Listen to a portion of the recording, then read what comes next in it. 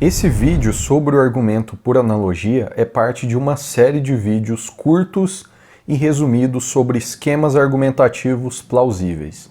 Em cada vídeo eu vou apresentar uma ficha do argumento, dizendo quais são as suas principais características, como eles podem ser esquematizados, quais as suas funções e como esses argumentos podem ser avaliados a partir de algumas perguntas críticas. O que são argumentos plausíveis? São argumentos nos quais a conclusão não é dita se seguir de modo dedutivo ou indutivo, mas sim apenas como uma presunção razoável, tendo em vista as circunstâncias de cada caso. Essa conclusão está sujeita a ser revogada ou cancelada caso essas circunstâncias mudem. Geralmente, nós usamos argumentos plausíveis em situações nas quais não dispomos de informações suficientes, nem dispomos de muito tempo, mas precisamos agir com prudência ou formar alguma opinião minimamente fundamentada. Em geral, a função desses argumentos não é provar definitivamente a verdade de uma proposição,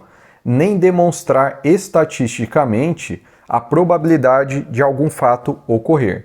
E por isso é equivocado examinar esses argumentos através dos critérios que utilizamos para elaborar argumentos dedutivos e indutivos. Entre as funções que os argumentos plausíveis podem exercer estão as seguintes: concluir algo de forma razoável, mostrar ou sugerir uma forma prudente de ação em relação a algum problema de ordem prática ou mudar o ônus da prova em um debate. O ônus da prova pode ser entendido como aquelas obrigações que qualquer participante de um debate tem quando ele tenta argumentar contra ou a favor de uma posição. Um bom argumento, por analogia, pode mudar o ônus da prova em um debate. Mas como é um argumento plausível, ainda que este possa ser muito persuasivo, ele ainda pode ser criticado ou derrotado por outro argumento mais forte. E essa possibilidade não indica de forma alguma que este argumento seja irracional ou falacioso. Da revogabilidade de um argumento não se segue a sua falaciosidade. O argumento por analogia é uma espécie de argumento plausível, portanto, tudo o que eu disse no início do vídeo sobre argumentos plausíveis também é válido para o argumento por analogia. Através do argumento por analogia, partimos de similaridades previamente conhecidas a respeito de itens distintos para concluir uma nova similaridade, a qual ainda não seja conhecida,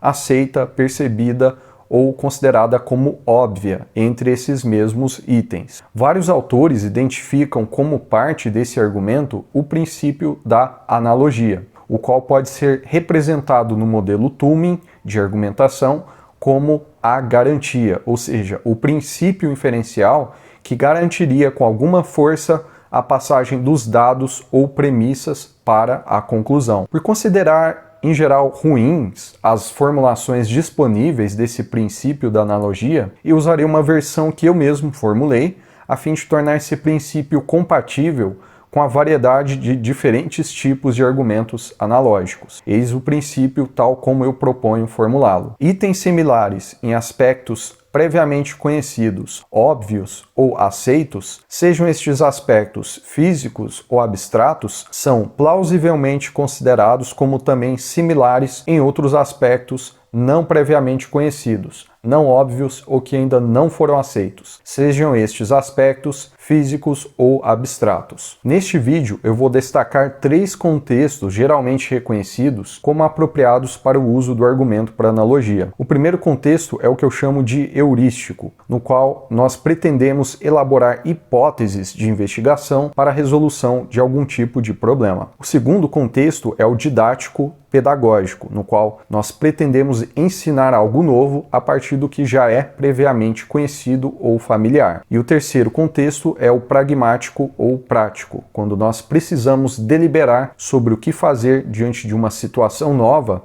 partindo de considerações sobre situações já ocorridas. Saber como esquematizar o argumento por analogia é útil tanto para você poder saber como construí-lo, a fim de você poder utilizar o argumento por analogia em debates ou na escrita de um texto, quanto também na crítica desse argumento quando outra pessoa o utilizar. O argumento por analogia pode ser esquematizado de várias formas. Nesse vídeo, eu vou apresentar apenas 2 formas de esquematização.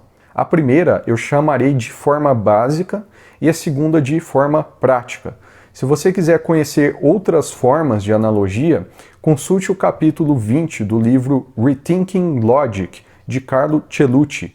Eu vou colocar o link desse livro na descrição do vídeo. Para cada um desses esquemas, eu vou dar também um exemplo bastante simples, apenas com uma finalidade didática. Eu não estou me preocupando se esses exemplos são bons argumentos ou não. Esquematização básica. Na primeira esquematização, nós temos dois dados ou duas premissas. A primeira é a seguinte: A e B são similares em certos aspectos.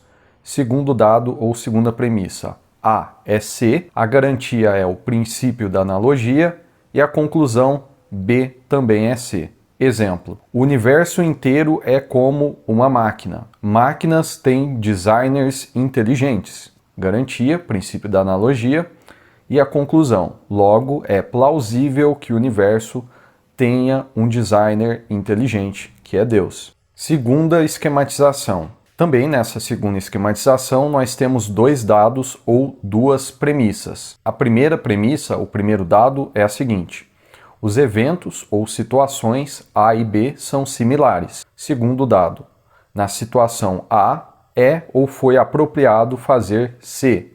Garantia, princípio da analogia. Conclusão: na situação B, também é ou será apropriado fazer C.